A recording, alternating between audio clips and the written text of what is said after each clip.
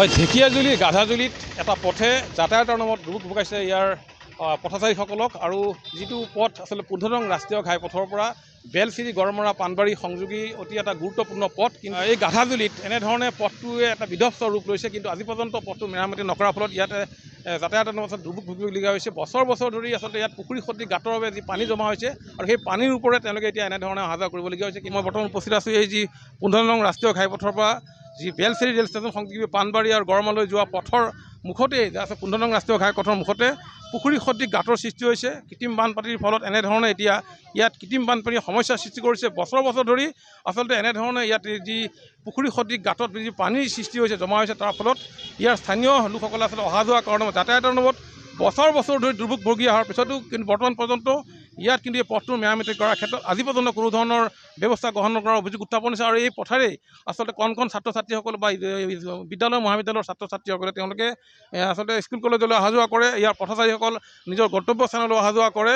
কিন্তু এনেধৰণে ইয়াত যি পানী খচকি বা এই পুখুৰী সদৃশ গাঁতৰ ওপৰতে তেওঁলোকে এনেধৰণে অহা যোৱা কৰিবলগীয়া হৈছে। কিন্তু ১৫ নং ৰাষ্ট্ৰীয় ঘাইপথৰ মুখতে পথটো যোৱাৰ মুখতে আচলতে ইয়াত যি পুখুৰী সদৃশ গাঁতৰ সৃষ্টি হৈছে, সেই পুখুৰী সদৃশ গাঁতৰ কাৰণে এতিয়া এনেধৰণে আচলতে দুৰ্ভোগ ভুগিবলগীয়া হৈছে। মই দেখুৱাইছোঁ ND24 দৰ্শকসকল, এয়া হৈছে যি এইটো পথ, এটা পুখুৰী সদৃশ গত এটা পথ। আচলতে কৈ নিদিলে আপুনি ধৰিব নোৱাৰিব আচলতে এইটো পথ নে পুখুৰী, ধৰিবলৈ টান হ'ব। মই দেখুৱাইছোঁ এনেধৰণে আচলতে বছৰ বছৰ ধৰি এই পথটোৰে যাতায়াত কৰি থাকিবলগীয়া হৈছে। কাপ্তানি পথ যিহেতু, কিন্তু আজি পৰ্যন্ত এই পথটো এনেধৰণে ইয়াত কৃত্ৰিম বানপানীৰ ফলত এনেধৰণে যি দুৰ্ভোগ ভুগিবলৈ যাতায়াতৰ মূলত স্থানীয় লোক আছে, মই তেওঁলোকৰ ওচৰলৈ যাবলৈ বিচাৰিম।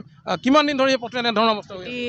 ৩-৪ বছৰ হৈ গৈছে, মানে ইমান বানপানীৰ নিচিনা হৈ আছে। স্কুলৰ ষ্টুডেণ্টবিলাক, কলেজৰ ষ্টুডেণ্টবিলাক যাব নোৱাৰে, বহুত মুস্কিল হৈ গৈছে, বহুত দিগদাৰ হৈ গৈছে। এইটো আমি অশোক সিংঘাল ছাৰক কৈ আছোঁ, এইটো বনাই দিয়ক, যেনেকৈ হওক ষ্টুডেণ্টবিলাক যাব পাৰিব। এইটোৱে আমাৰ পুখুৰীৰ নিচিনা গাঁত হৈ গৈছে। পুখুৰীৰ নিচিনা গাঁত হৈ গৈছে, এইটোৱে আমি অনুৰোধ জনাইছোঁ ছাৰক, এইটো বনাই দিব লাগে। আৰু এজন লোক আছে, মই কিমান দিনৰ পৰা পথটো এনেকুৱা হৈ আছে? হ'ল এতিয়া 2 বছৰ 3 বছৰ হ'ব এনেকৈ হৈ আছে। এনেকৈ হৈছে। মানে চাইকেল লৈ আহে, বাইক লৈ আহে, স্কুটি লৈ আহে, ছোৱালীবিলাক পৰি যায়, কলেজৰ পৰা আহে পৰি যায়। আমাৰ লগত দিগদাৰ হৈছে।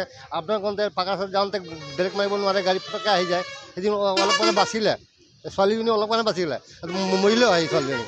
সেইকাৰণে আমাৰ ডাঙৰ ছাৰক কৈছোঁ, আমি পুলিচ ডাঙৰীয়াক কৈছোঁ, অলপ চাই চিন্তি পেলাই বনাই দিবলৈ আমাৰ মানে এইটো ভাল হ'ব, সহায় হ'ব। পুখুৰী হৈ গৈছে নেকি? পুখুৰী হৈছে, পুখুৰী ছাৰ 3 বছৰ পৰা পুখুৰী। আৰু পুখুৰী ইফালে আছিলে মাৰি ধৰিলে দোকানীবিলাক, ইফালে পুৰা পুখুৰী হৈ গ'ল এতিয়ালৈ। মানে কি বহুত এক্সিডেণ্ট হৈছে? হৈছে, বহুত হৈছে। ছোৱালী মানুহ আহি পেলাই ইয়াত পৰিছে, সিহঁতি আহি পেলাই ইফালে বাইক লৈ আহিছে, এইফালে খাল বুলি খালতে পৰি গ'ল, একেবাৰে পুখুৰী নিচিনা হৈ গ'ল, পৰি গ'ল ছাৰ। হয়, আৰু এগৰাকী লোক আছে, কি ক'ব আচলতে কিমান দিনৰ পৰা এনেকুৱা হৈ আছে? আজি আমি চাই আছোঁ, আজি 4-5 বছৰলৈকে হৈ আছে। 4 বছৰ? 4-5 বছৰ হৈছে, এনেকুৱাই হৈ আছে। এনেকৈ হৈ আছে। ভাল নকৰে নেকি? ভাল নকৰে, আমি কমপ্লেইনো দিছোঁ। ক'ত যায় ৰাস্তাটো, ক'ৰ পৰা ক'ত যায়? এইটো বেলচিৰিলৈকে যায়, ষ্টেচনলৈকে যায়। আৰু এগৰাকী লোক আছে, মই তেওঁৰ ওচৰত যাবলৈ বিচাৰিম। দাদা ক'ৰ পৰা আহিছে?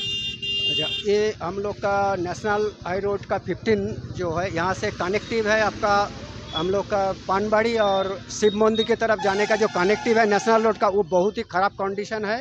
इसमें गड्ढा हो गया, अभी यहाँ पे पूरा गड्ढा हो गया। एक गड्ढा, ऐसा गड्ढा है जो यहाँ पर कोई भी जाएगा हो सकता है, नेशनल रोड का सामने है, एक्सीडेंट भी हो सकता है। ये बहुत ही लास्ट 3 ईयर्स से हम ऑब्जर्व कर रहे हैं, ये रास्ता ऐसा ही पड़ा हुआ है। इसको ऊपर गवर्नमेंट को ध्यान देना चाहिए, इस रोड का कम से कम ठीक करे, क्योंकि नेशनल रोड से हमारा कनेक्टिव है।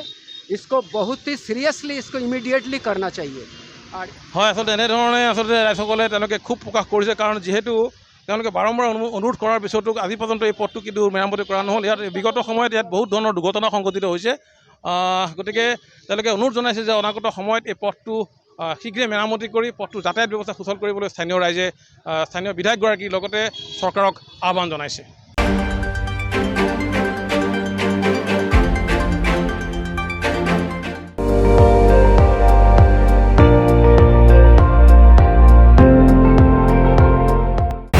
আপুনি চাই আছে ND24, সৰ্বশ্ৰেষ্ঠ নহয়, সৰ্বোত্তমৰ দৌৰত।